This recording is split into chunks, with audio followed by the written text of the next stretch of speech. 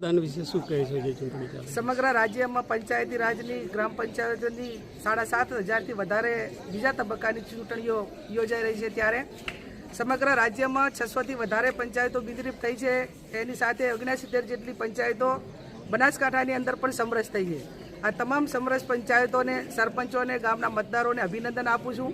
અને જે ગામોની અંદર આજે મતદાન છે એ શાંતિમય વાતાવરણની અંદર મતદાન થાય, દરેક ગામમાં ભાઈચારાની ભાવના હચવાઈ રહે અને ડેમોક્રેસી ભારત વિશ્વનો સૌથી મોટો લોકશાહી દેશ છે અને એના મતનું જે વેલ્યુશન છે એ વડાપ્રધાન હોય કે એક વાલ્મીકીનું વોટ હોય એનું વેલ્યુશન સરખું છે. ત્યારે જ આજ તમે એમ જુઓ કે લાંબી લાઈનો મતદાન માટે કરીને અત્યારે મતદાન ચાલુ છે.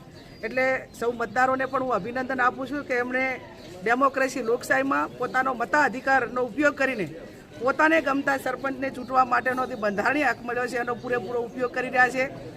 ચૂંટણી એ યોજાય ત્યારે હાર અને જીત એ નિશ્ચિત હોય છે.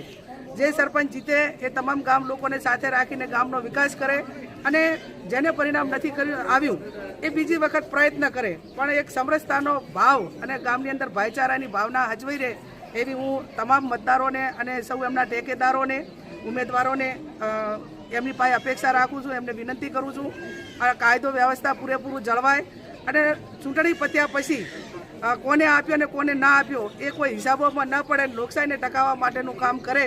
લોકશાહી એ સર્વોપરી લોકશાહી છે અને જેણે મતદાનનો પૂરેપૂરો ઉપયોગ કર્યો છે એ મતદારોને પણ અભિનંદન આપીએ કે એમને કમસે કમ પોતાને જે મતાધિકાર મળ્યો છે એનો પૂરેપૂરો ઉપયોગ કર્યો છે.